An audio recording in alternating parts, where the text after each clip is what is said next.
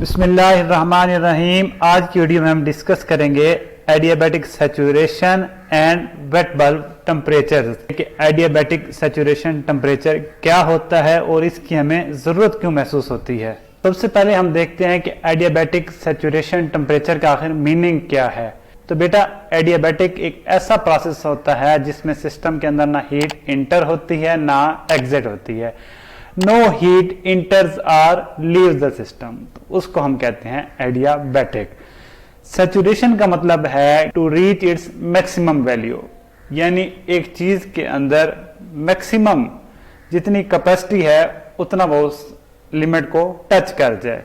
अब यहाँ पे हम एयर कंडीशनर की बात कर रहे हैं, तो एयर के अंदर हम वाटर वेपर ऐड करवाते रहेंगे और इसकी मॉइस्चर कैपेसिटी बढ़ती जाएगी, इसकी रिलेटिव ह्यूमिडिटी बढ़ती जाएगी यहां तक कि ये सैचुरेशन तक पहुंच जाए। सैचुरेशन पे इसकी रिलेटिव ह्यूमिडिटी हो जाएगी 100%। तो ये दो कंडीशंस को देखते हुए जहां पे एडियाबैटिक कंडीशन को भी हम मेंटेन करें और एयर सैचुरेटेड भी हो जाए। एडियाबैटिक सैचुरेशन, इस कंडीशन पे जो टेम्परेचर होता है हम उसको अब कहते हैं एडियाबैटिक सैचुरेशन टेम्परेचर। अब हम दूसरी चीज डिस्कस करते हैं कि आखिर एडियाबैटिक सैचुरेशन टेम्परेचर की जरूरत क्यों पड़ती है जब हमारे पास वेट बल्ब टेम्परेचर है, ड्राई बल्ब टेम्परेचर है, ड्यू पॉइंट टेम्परेचर है। तो आखिर ये नया स्यापा शुरू करने की क्या जरूरत है। तो बेटा, इसकी वजह यह है कि हमारे पास जो दो टर्म्स हैं एयर कंडीशनिंग में जो बेतहाशे इस्तेमाल होती हैं, रिलेटिव ह्यूमिडिटी और स्पेसिफिक ह्यूमिडिटी। अगर आप इनके रिलेशंस देखें तो इनको निकालना, इनको कैलकुलेट करना काफ़ी लेंथी काम है। अगर आपने रिलेटिव ह्यूमिडिटी निकालनी है तो इसके लिए आपको स्पेसिफिक ह्यूमिडिटी चाहिए, और अगर आपको स्पेसिफिक ह्यूमिडिटी चाहिए तो आपको पहले रिलेटिव ह्यूमिडिटी निकालनी पड़ेगी। तो ये घन चक्कर शुरू हो जाता है। डेली लाइफ में हम प्रैक्टिकल केसेस में ज्यादा डील कर रहे होते हैं मोस्ट कॉमन वेरिएबल्स प्रेशर और टेम्परेचर के साथ। तो हमारी ख्वाहिश होती है कि हम रिलेटिव ह्यूमिडिटी और स्पेसिफिक ह्यूमिडिटी को इन टर्म्स ऑफ टेम्परेचर और प्रेशर डिस्क्राइब करें। तो ये जो सारी कहानी हम आने वाली वीडियो में देखेंगे एडियाबैटिक सैचुरेशन टेम्परेचर की, ये इसीलिए हम शुरू करते हैं ताकि हम रिलेटिव ह्यूमिडिटी और स्पेसिफिक ह्यूमिडिटी को इन टर्म्स ऑफ टेम्परेचर और प्रेशर डिस्कस कर सकें हैं। तो बेटा, एडियाबैटिक सैचुरेशन टेम्परेचर मेजर करने के लिए हमारे पास जो अपरेटस होता है वो एक इंसुलेटेड चैनल होता है जिसमें बेटा एयर इंटर होती है एक साइड से और दूसरी साइड से निकलती है। अब बेटा, इस चैनल के अंदर हमने पानी भरा होता है। अब यहां से एयर आपने इंटर करवाई और इस वाटर से एवेपोरेशन होके जो पानी है वो इस एयर के अंदर मिक्स होता रहा। तो यहाँ पे दो काम हो गए। एक तो ये होगा कि आहिस्ता आहिस्ता वाटर का लेवल कम होना शुरू हो जाएगा, और दूसरी चीज ये जो एयर जा रही है इसकी जो रिलेटिव ह्यूमिडिटी है, इसके अंदर जो मॉइस्चर कंटेंट है ये बढ़ना शुरू हो जाएगा। अब इस एयर के अंदर वाटर की मिकदार भी बढ़ रही है तो इसकी रिलेटिव ह्यूमिडिटी भी बढ़ेगी और स्पेसिफिक ह्यूमिडिटी भी बढ़ेगी। ये चैनल अमूमन इतना लंबा बनाया जाता है कि जब एयर इसके एग्जिट टेम्परेचर जो T2 है यहां से निकले तो ये सैचुरेटेड एयर में कन्वर्ट हो चुकी हो, इसकी रिलेटिव ह्यूमिडिटी 100% हो चुकी हो। जब इंटर हुई थी तो इसकी रिलेटिव ह्यूमिडिटी 100 से कम थी, ये अनसैचुरेटेड एयर थी, लेकिन जब निकलेगी तो ये इसकी रिलेटिव ह्यूमिडिटी 100% होगी। और पानी के लेवल को बरकरार रखने के लिए क्या करते हैं कि जितना पानी एवेपोरेशन की मदद से निकलता है यहां से एयर लेके जाती है, उतनी ही पानी की मिकदार हम यहां से इंटर करवा देते हैं ताकि ये सिस्टम स्टेडी सिस्टम के तौर पर एक्ट करे। अब यही प्रोसेस मैं यहाँ पे आपको टीएस डायग्राम के ऊपर शो करता हूँ बेटा। तो ये बेटा ये चीज समझें कि यहाँ से जब एयर इंटर हो रही है तो उसका मॉइस्चर कंटेंट बढ़ता जा रहा है, उसकी रिलेटिव ह्यूमिडिटी बढ़ती जा रही है। तो इसका मतलब ये है कि उसका वेपर प्रेशर भी बढ़ेगा उस एयर का। दूसरी चीज, यहाँ से वाटर वेपोरेशन के जरिए इस एयर के अंदर दाखिल हो रहा है, तो एवेपोरेशन के लिए जो एनर्जी चाहिए उसमें से एक पार्ट ये जो मूविंग एयर है ये प्रोवाइड करेगी, तो एयर का टेम्परेचर जो है वो कम हो जाएगा। तो यही चीज हमें यहाँ पे नजर आ रही है टेम्परेचर एंट्रोपी डायग्राम के ऊपर कि यहाँ पे एयर की एंट्री की कंडीशन है ये वाली, एयर इस कंडीशन पे एग्जिस्ट कर रही है। अब इसका टेम्परेचर होना है कम, जैसे मैंने अभी आपको समझाया, तो ये टेम्परेचर इसका कम होता आया, क्योंकि ये टीएस कर्व है, नीचे जो ही आएंगे आप टेम्परेचर आपका कम होता जाएगा, टेम्परेचर कम हो गया।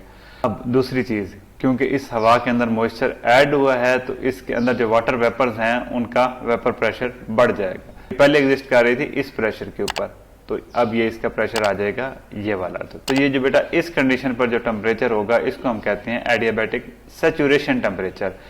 अब गौर करें बेटा, तो ये हमें यहाँ से बात समझ लग रही है कि एडियाबैटिक सैचुरेशन टेम्परेचर जो है ये ड्यू पॉइंट टेम्परेचर से ज़्यादा है, और ये वाला जो टेम्परेचर है एयर का, जिसको हम ड्राई बल्ब टेम्परेचर कहते हैं, उससे कम है। एडियाबैटिक सैचुरेशन टेम्परेचर होता है, ये हम एयर कंडीशनिंग में most of the cases wet bulb temperature ही ले लिया करते हैं। इसके ऊपर बेटा मैं मास और एनर्जी बैलेंस इक्वेशंस लगाकर इसका रिलेशन निकालता हूँ। तो पहले हम मास बैलेंस रिलेशन लगाते हैं। पहले हम ड्राई एयर की बात करते हैं बेटा। ड्राई एयर यहाँ से इंटर हुई और यहाँ से एग्जिट हुई। ड्राई एयर की कंपोजिशन में बेटा कोई चेंज नहीं आएगा। ये बेसिकली नाइट्रोजन और ऑक्सीजन पर मुश्तमिल है, तो उनकी जो कंपोजिशन है वो एंट्री और एग्जिट पे सेम ही रहेगी। तो मास flow rate of air, dry air की बात हो रही है, एट इनलेट 1 ये बराबर होगा एट 2 जो एग्जिट है, और ये सेम ही रहेगा, इसलिए मैं इसको m.a ही लिख देता हूँ। ड्राई एयर का जो मास फ्लो रेट है वो सेम रहेगा थ्रू आउट। ड्राई एयर एक कंपोनेंट तो आ गया एटमॉस्फेरिक एयर का, जो दूसरा है वाटर वेपर, वो बेटा दो जगह से इंटर हो रहा है, इस जगह से भी और इस जगह से भी। दो जगह से एंट्री है और एक जगह से एग्जिट है। इसको मैं लिखता हूँ मास flow rate of water vapour inlet 1 इस जगह से, और ये वाला जो इंटर हो रहा है एवेपोरेशन की वजह से जो पानी लॉस होता है उसको कंपनसेट करने के लिए, इसको मैं m.f ले रहा हूँ, रेट ऑफ एवेपोरेशन के बराबर, इज इक्वल टू ये जो एग्जिट हो रहा है m.W2 या ओमेगा 2 आप कह लें, mass of water vapour eight exit. अब बेटा स्पेसिफिक ह्यूमिडिटी का रिलेशन हमने पढ़ा था, mass of water vapour per unit mass of dry air. तो मास ऑफ वाटर वेपर मैं यहाँ से निकालना चाहूँ तो यह आ जाएगा omega into mass of dry air. अब बेटा इनलेट पे जो है अगर मैं उसके लिए निकालता हूँ तो m.W1 is equal to W1 ma1, और अगर मैं एग्जिट पे निकालता हूँ m.W2 is equal to W2 ma2। ये मास फ्लो रेट की टर्म्स हैं, तो यहाँ पे भी मैं सारा मास फ्लो रेट लिख देता हूँ। अब ये m.W1 m.W2 ये दोनों वैल्यूज़ हैं, मैं यहाँ पे पुट कर देता हूँ। अब बेटा ये वैल्यूज़ मैंने यहाँ पे पुट कर दी। Mass flow rate of dry air ये थ्रू आउट सेम ही रहता है, तो इसकी जगह हम m.a लिख देते हैं सिंपली। यहाँ से मैं m.f जो रेट ऑफ एवेपोरेशन है उसको निकाल लेता हूँ, omega 2 minus omega 1 into mass flow rate of dry air. ये वाली टर्म दूसरी साइड पे चली जाएगी, और मास flow rate of dry air common है तो ये बाहर आ गया, ओमेगा 2 माइनस ओमेगा 1 हो जाएगा। इस इक्वेशन को मैं कह देता हूँ इक्वेशन ए, क्योंकि ये यहाँ पे आगे जाके मैंने इस्तेमाल करनी है। अब ये मास बैलेंस वाला तो हमारा हो गया कंप्लीट, ये था ड्राई एयर का, ये आ गया बेटा वाटर वेपर का। अब हम बात करते हैं एनर्जी बैलेंस की। अब इसको क्योंकि हम स्टेडी फ्लो सिस्टम के तौर पर लेकर चल रहे हैं, तो मैं यहाँ पर स्टेडी फ्लो एनर्जी इक्वेशन लगाता हूँ, Q.in जमा W.in plus summation of mass flow rates जितने भी इंटर हो रहे हैं इनटू इंथैल्पी। और यहाँ पे हाइट सेम है, डाया का ज़्यादा कोई फ़र्क नहीं है, तो यहाँ पे मैं अज्यूम कर रहा हूँ काइनेटिक एनर्जी और पोटेंशियल एनर्जी के जो चेंजेस हैं वो ऑलमोस्ट ज़ीरो हैं। इस तरह एग्जिट के लिए मैं इक्वेशन लिखता हूँ Q.out plus W.out plus out के लिए मास फ्लो रेट इंटू इंथैल्पी। अब बेटा सिस्टम हमारा जो है वो एडियाबैटिक है, तो ना हमारी हीट इंटर होगी और ना ही निकलेगी। और यहाँ पे आपको शाफ्ट, पंप, इलेक्ट्रिकल वर्क कोई भी इस तरह की चीज़ नज़र नहीं आ रही, तो वर्क वाली दोनों टर्म्स भी हो जाएंगी ज़ीरो। अब रह गया m.h फॉर ऑल इनलेट्स और m.h फॉर ऑल आउटलेट्स। अब यहाँ पे जो हमारा मास इन हो रहा है वो दो जगह से हो रहा है, वन और एक ये वाला, और एग्जिट कहाँ से है ये वाला। तो इसको मैं लिख लेता हूँ m.a h1 plus m.f HF, ये mass flow rate of evaporation into enthalpy, बराबर है जी m.2H2। अब बेटा ये H1 और H2 ये इंथैल्पीज़ हैं एटमॉस्फेरिक एयर की एट एंट्री और exit. HF enthalpy of liquid water जो हम यहाँ से इंटर करवा रहे हैं एट टेम्परेचर T2। अब m.F की वैल्यू ये वाली मैं यहाँ पे पुट कर देता हूँ। यहाँ पर m.2 जो है ये mass flow rate of air के बराबर है जैसे हमने पहले देखा, तो इसको मैं m.A लिख लेता हूँ। इस पूरी इक्वेशन को मैं m.A से डिवाइड करता हूँ। ये जो H1 है ये इंथैल्पी ऑफ एटमॉस्फेरिक एयर है एट इनलेट, और H2 जो है ये इंथैल्पी ऑफ एटमॉस्फेरिक एयर है एट एग्जिट। तो इसको मैं लिख देता हूँ H1 is equal to CpT1 plus ω1 Hg1। ये रिलेशन बेटा हमने प्रीवियस वीडियोस में प्रूफ किया था, इसका लिंक आपको मिल जाएगा आई बटन में। Plus ω2 minus ω1 into HF2 is equal to CpT2 plus ω2 Hg2। बेटा यहाँ से मैं ω1 निकालना चाह रहा हूँ, तो इस टर्म को और इस टर्म को मैं ले जाता हूँ दूसरी साइड पर। अब इसको मज़ीद सिंप्लीफाई करते हैं, यहाँ से मैं ω1 ले लेता हूँ कॉमन, Cp कॉमन ले लिया हमने। इस तरह ω2, इन दो टर्म्स में से हमने ω2 कॉमन ले लिया। अब बेटा यहाँ पे देखें enthalpy of saturated vapour minus enthalpy of saturated liquid, ये बराबर होता है HFG के बराबर एट स्टेट 2।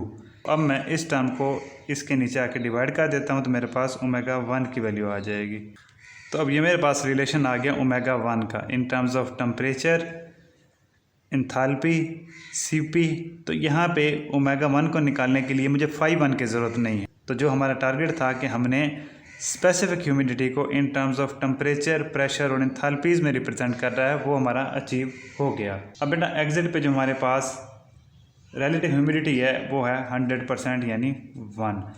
तो हम जो रिलेशन निकाल के आए थे ω2 का पिछली वीडियोस में, इसका डेरिवेशन का लिंक भी आपको आई बटन में मिल जाएगा। 0.622 φ2 Pg2 over P2 minus φ2 Pg2। अब यहाँ पे φ2 हम 1 पुट करते हैं तो ये आ जाएगा। तो इस तरह मेरे पास ये ω1 का रिलेशन भी आ गया, ω2 का भी आ गया। φ2 हमारे पास 1 है, φ1 रिलेटिव ह्यूमिडिटी एट इनलेट, ये रिलेशन जो हमने पिछली वीडियोस में ड्राइव किया था, ω1 आपके पास ऑलरेडी आ चुका है, तो इसी को इस्तेमाल करते हुए आप φ1 भी निकाल सकते हैं, ω1p over 0.622 plus ω1 into Pg1। अब यहाँ पर मैंने φ1, ω1, ω2 और φ2 ये चारों वैल्यूज़ निकाल ली इन टर्म्स ऑफ टेम्परेचर और प्रेशर। अब आपको रिलेटिव ह्यूमिडिटी और स्पेसिफिक ह्यूमिडिटी के रिलेशंस इस तरह की ज़रूरत नहीं पड़ेगी कि आपको रिलेटिव ह्यूमिडिटी पता हो तो तब भी आप स्पेसिफिक ह्यूमिडिटी निकाल सकते हैं, या वाइस वर्सा। यहाँ पे सिर्फ आप टेम्परेचर्स की मदद से ही स्पेसिफिक ह्यूमिडिटी और रिलेटिव ह्यूमिडिटी निकाल पाएंगे। तो इससे रिलेटेड मैं प्रॉब्लम सॉल्व करूँगा आने वाली वीडियो में। तो अब तक के लिए इतना ही। Thank you, good bye.